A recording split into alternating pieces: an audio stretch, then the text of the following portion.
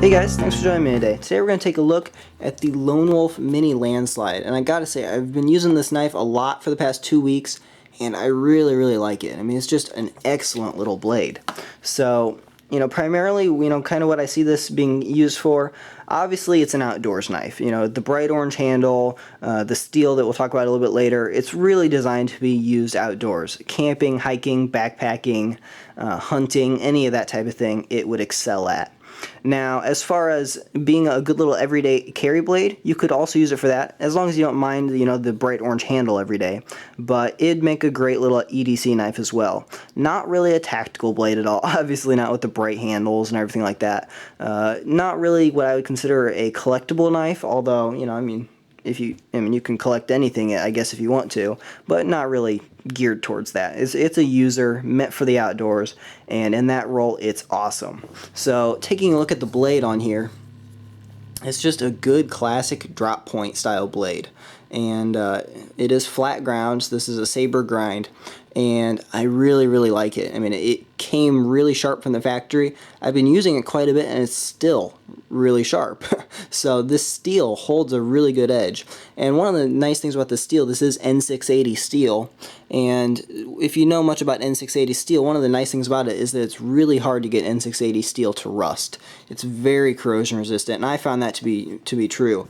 In one instance, I was cutting up a bunch of chicken breasts. We were putting on me and my family were putting on a party, and we were cutting up about 50 pounds of chicken breasts, so quite a bit of meat. And obviously I was using a chef's knife, but I was using this to trim all the fat off, and so it was very sharp, did a really good job.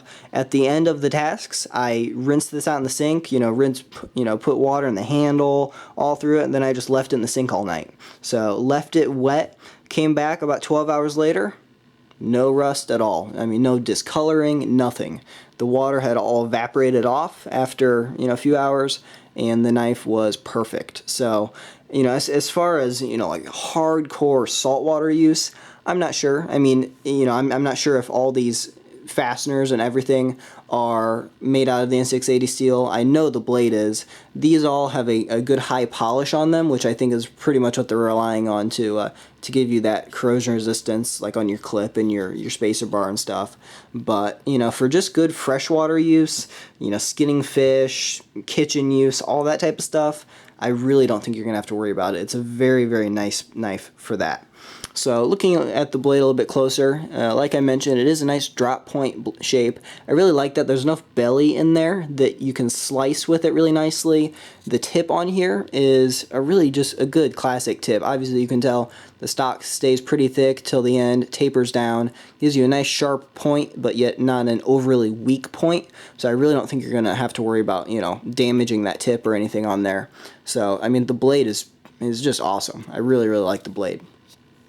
Now, as we move on, your opening mechanism on here is a thumb stud. So as you can tell, it is a ambidextrous thumb stud, and not only did they put the thumb stud on both sides, but they put out the cutout for the handle on both sides. So if you're a lefty, this is a truly ambidextrous knife, which is really nice. So you can just using that cutout, you can get to the thumb stud super easy. It's a perfectly designed thumb stud.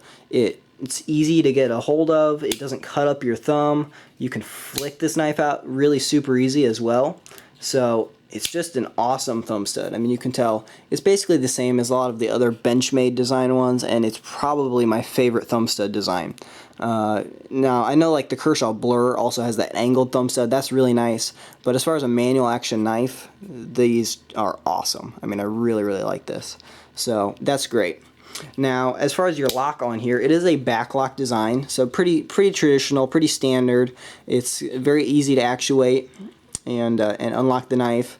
Locks in there, really nice. And as you can tell, when you open this knife, there's a definite click. I really like that. You can tell this thing's locked up. So, I mean, as always, it's a folding knife, so you're not going to be able to, put it through super hard use. But for all realistic, reasonable uses of a folding knife, I think it's going to be very strong.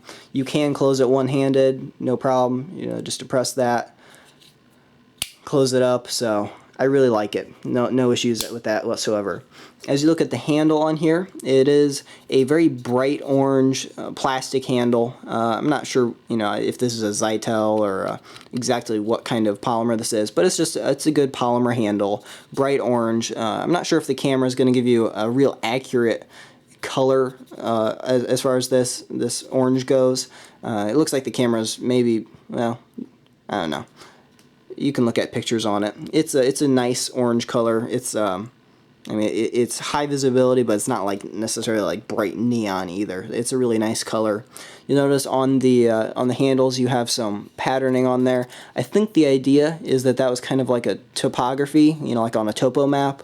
So nice look. It gives you a little bit of traction, not a ton, but it's also very easy to clean. That's nice. There's no little small recesses or anything that mud or blood or anything is going to get caught in. So nice, easy to service. I haven't really felt, that I was ever going to slip and drop the knife at all. So the handle thickness is kind of a medium thickness. It's not, as slim as absolutely possible, but it's kind of a nice balance. It's slim enough that it's nice to carry, but yet it still fills the hand enough that it feels good. You do have a little bit of a finger choil here that you can get into. Now, as far as jimping goes, they didn't really give you any. None on the blade. They put a little bit right here, trying to recess that in the liners. It's a joke. It really doesn't give you anything. It's pretty much aesthetics only. So that's a little bit of a downside. If they could have made that just a little bit sharper, stick up just a little bit more. You can tell it's flush with the scales. So you could add some skateboard tape or maybe even touch it up with a Dremel tool if you're really skilled. But kind of a joke. But again, I haven't really had any major traction issues. It's not a fighting blade. It's not something that I'm really super worried about traction with. Now as you look at it a little bit further, it is mini torque spit construction, so you can adjust that pivot point if you want. There's just a tad bit of play in there, to be honest, side to side. Absolutely none up and down, but I could definitely adjust that out. I have been using the knife a bit, so I'm not too worried about that. Just a very small amount. So it locks up pretty solid. Now, when we look on the inside, part of the reason this is such a lightweight knife, and it only weighs about 2.2 ounces, I believe, maybe 2.3, but it's very light. So as we look inside there, you'll notice no major steel liners. Now, there's just a little bit of almost like a quarter liner, just a very small piece of steel up here by the pivot point. So they did just steel reinforce that a little bit, but by and large, most of this is completely steel free, which I love. It keeps the knife nice and lightweight. You can tell they kind of did like a checker pattern in there, which really keeps it nice and strong, reinforces the handles. If you squeeze on these, they don't give it all. It feels very solid, but yet it's still very lightweight. So I really like that. Now as we move on to the clip, like I mentioned, it is a real high polish on this clip. It's a very similar clip to a lot of the Benchmade designs. Now if you don't know, Lone Wolf was actually purchased by Benchmade, so they're now a sub company of Benchmade. So that's why you see this clip on there. I like the clip alright. It's strong, very strong. Retains the knife really well in the pocket. It's mounted nice and high, which is good. So it buries deep enough in the pocket. There's a little sticking up, which is nice to grab it from. So I like the clip positioning on there. It is tip up. You can put it on both sides, like I mentioned, completely ambidextrous. You're not going to be able to carry tip down. They didn't give you that option, but that's alright. I prefer tip up anyway. So the clip's nice, all except for one little thing, and that's basically just that it just doesn't stick up quite high enough. And if you try to put this on the pants pocket of something with a real thick seam, something like BDUs or a good high quality really well built tactical pant or something that has a real thick seam to it, it's not quite enough. And several times I found myself having to basically use two hands to clip this back on my pocket. So for jeans, most everyday clothing, it's fine, but pants with a real thick seam, this may give you a little bit of an issue.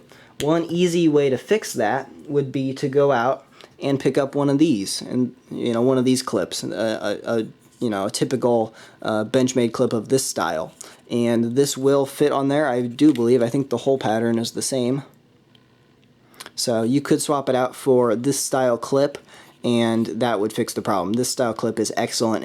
It goes on all types of pants really well, and hasn't caused any issues for me. So overall, I really like the blade. And one last point that's a little bit of a ding is that it doesn't have any lanyard holes. And I kind of wish that they gave you the option of having a lanyard on here. Although generally the reason that I put lanyards on my knives is like a reflective lanyard so I can find it in the outdoors if I dropped it or something. Obviously not that big of a deal on this, so not really a deal breaker for me, but if they had put it on there I definitely would have complained about it.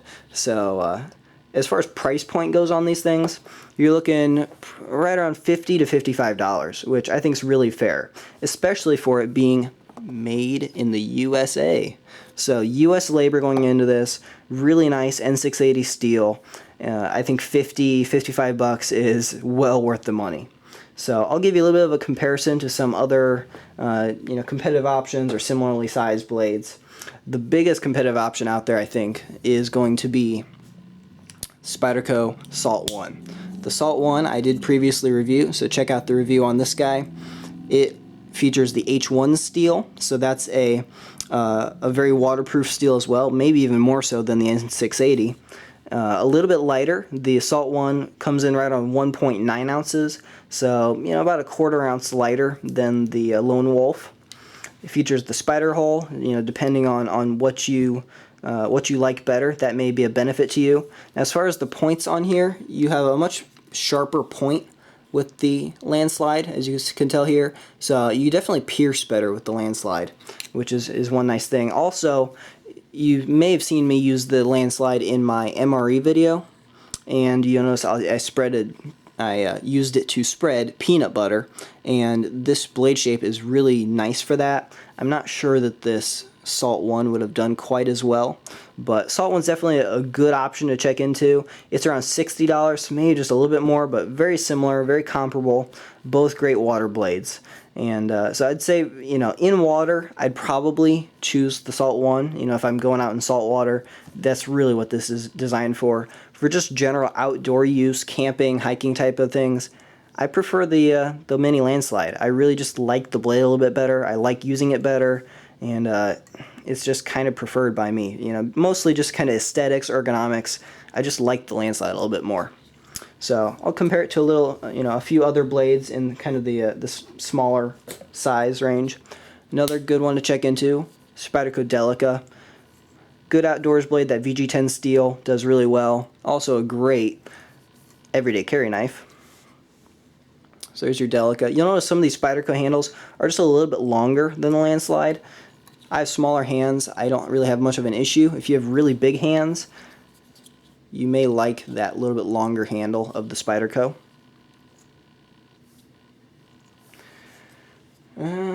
I'll show you. This is a kind of a popular knife right now. This is the CRKT Ripple. This is the aluminum one. This is the smaller version.